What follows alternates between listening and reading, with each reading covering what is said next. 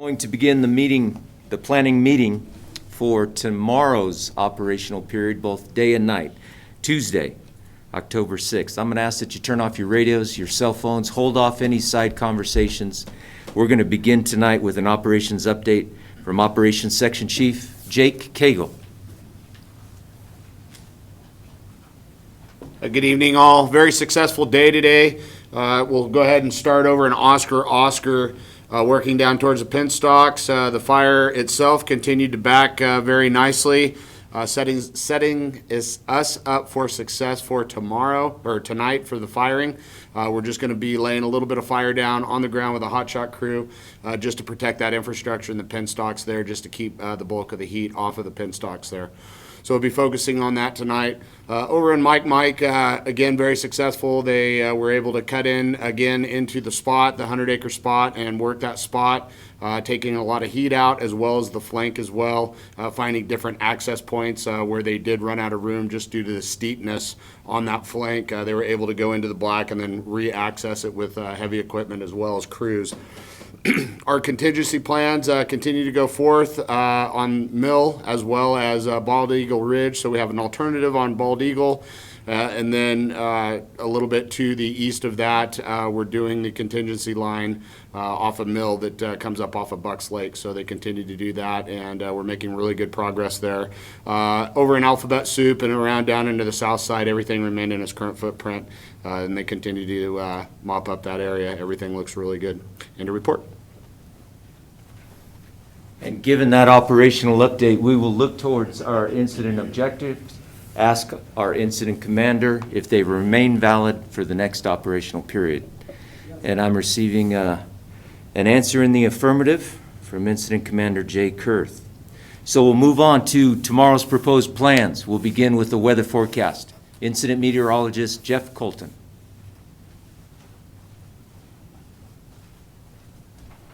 Good evening, everyone. Just looked at the relative humidities a few minutes ago. Those are starting to bounce back up after bottoming out today in that 15 to 20% range. The forecast for tomorrow is much the same as today. Be our last day of Groundhog Day. So once we get through tomorrow, we'll start to transition into a little different weather pattern. But we're looking at high temperatures again tomorrow in the 80s in the valleys, 70s up on the ridges, light winds for the most part, transitioning to more of a southwesterly component throughout the day as we start to see the influence of the Pacific systems that'll be approaching later in the week. Wednesday and Thursday, we'll start to see that southwest flow increase in strength, then peaking sometime on Saturday by the time we get there. Everyone's been talking about the rain potential. Yes, there's a chance of rain. But I have 3 different computer models from 3 different countries, all saying 3 different things. So if we go with the Canadian model, we're getting 3.5 inches of rain. And since we have Canadians here, I think that's one we should go with. But if we go with the European model, maybe an inch, inch and a half. And if we go with the American model, we may get skunked. So I have a big spread still between these computer models, so the confidence is still not there. But I do feel confident enough to raise the chance of wetting rains in that 40 to 70% chance range in the Friday, Saturday time frame. The American model is a little bit faster. It's a Friday storm, where the European model and Canadian models are slower, showing more of a Saturday, Sunday type event. So those are the big things coming up. We could have northerly winds as well on the backside of this system as it passes through. So it'll be an exciting weekend for the weather. And that concludes the weather. Any questions? And for fire behavior analyst Robert Scott. Thank you, Thomas. So 3 models, I only have 2 coins. So we're not going to flip them. Okay, so changes are afoot. And Jeff and I have spent many an hour on the road discussing at our table, trying to figure out what we got and what we're thinking about, or what the effect of the fire behavior is going to be. Is we're going to see a gradual return to a normal pattern in the fire area, which means starting tomorrow morning, at the beginning, probably near the end of when the burn is coming down here, we're gonna see that southwest flow, that up canyon flow, return to the fire area. That's gonna start up high. We've seen that in the past. Near the end of the day, we just start to see the southwest wind come down, but it's probably gonna start up there later. The folks on Mike, they'll probably see that first. However, the mop-up operation that's been happening up there has progressed nicely. There's no real heat signature showing up there, so things should be good there. The big concern is if the door is closed between where the fire is now and the penstocks. As we transition past today and into tomorrow, we will see the beginnings of modest humidity recovery, and then we're going to return to what is normally a pattern for this part of the country and this time of year, which is southwest winds during the daytime hours and good humidity recoveries at night. That's what I got. Questions? Thank you. And our Air Resource Advisor, Paul Corrigan. Hello. Just in the last hour, the air quality monitor here in Quincy has dipped into the green good category. That's happened 3 days out of the last 50, so breathe easy this evening. Now when we forecast for air quality, it's a 24-hour average, and we're probably not going to be green for 24 hours as soon as we start to see. We got smoke north, south, east, and west, actually. So we got, I would call it a temporary geographical reprieve here, a little island in the sky of good air quality. So we'll enjoy it while we can, but I think we will see at least moderate conditions and some haze again tomorrow. Thank you. And proposed operational assignments for tomorrow's operational periods. Operations Section Chief Jake Cagle.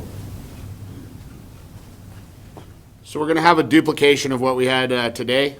Same effort out there today, tomorrow as we did today. So we'll still be staffing contingency, a large group of heavy equipment through there. Still be staffing Mike, Oscar with the same amount of resources we have. We've been getting a few crews filtering in, type 2 crews. We did receive a hot shot crew today that we placed in Oscar. And we continue to get a few bit of rolling stock, some type 3, type 6 engines coming in here and there and placing them out in what we're calling alphabet soup. Still staffing a night shift with crews and some rolling stock as well. Main focus and emphasis will be in Oscar again.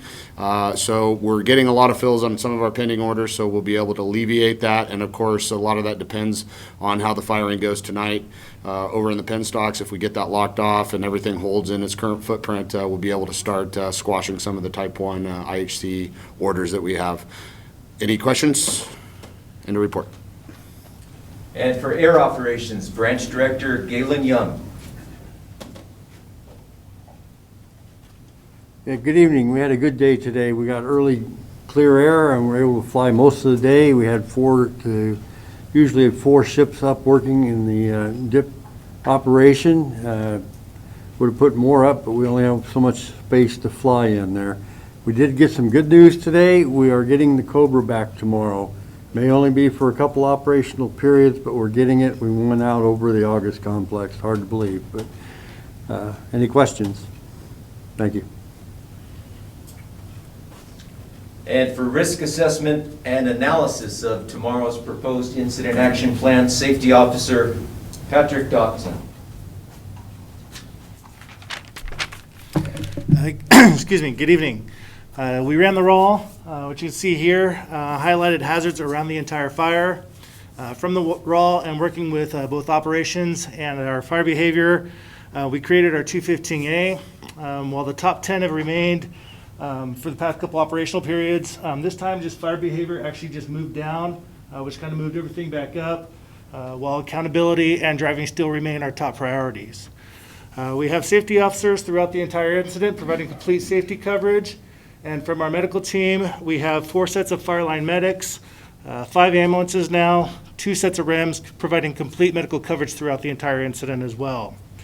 Tomorrow we will brief personnel on mission analysis and communications, and that's the end of report. Any questions?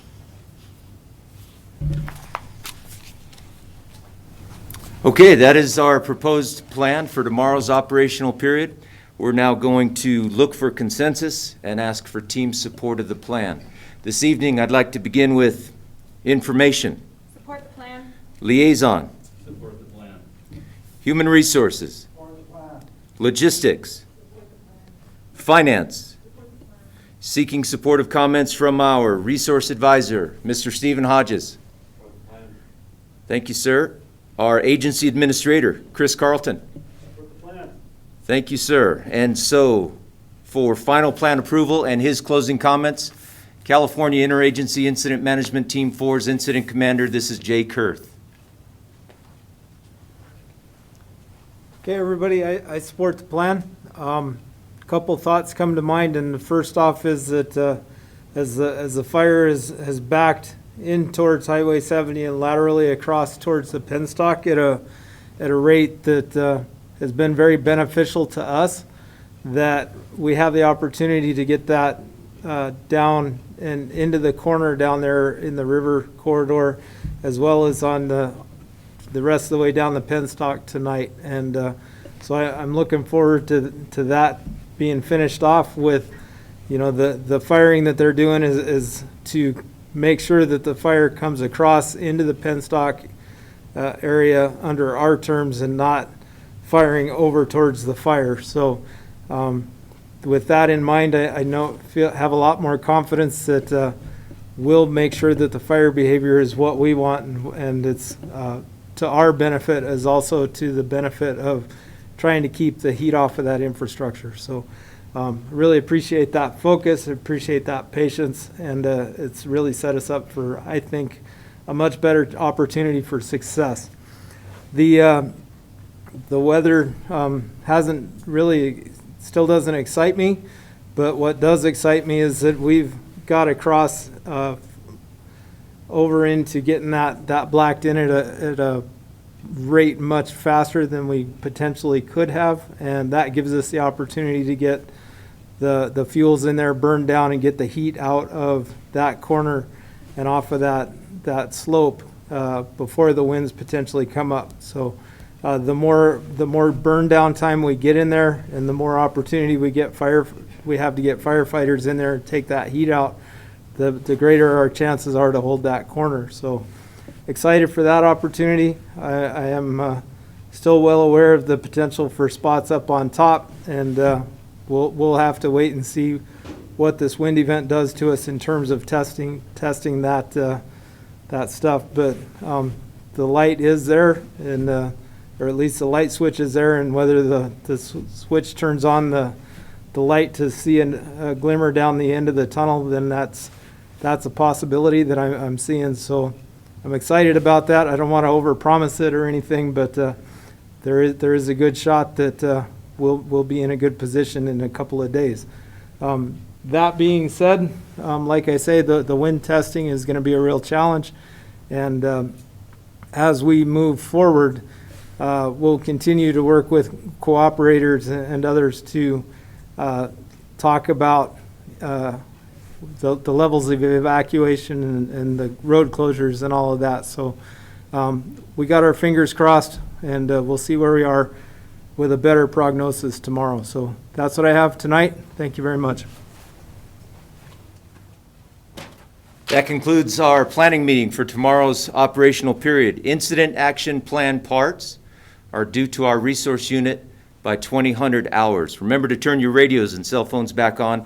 Our next scheduled meeting will be tomorrow, 0600, day operational briefing, which we will continue to broadcast over the radio, in addition to all of you fine folks watching on Zoom. We appreciate your attention, and we wish you all a good night.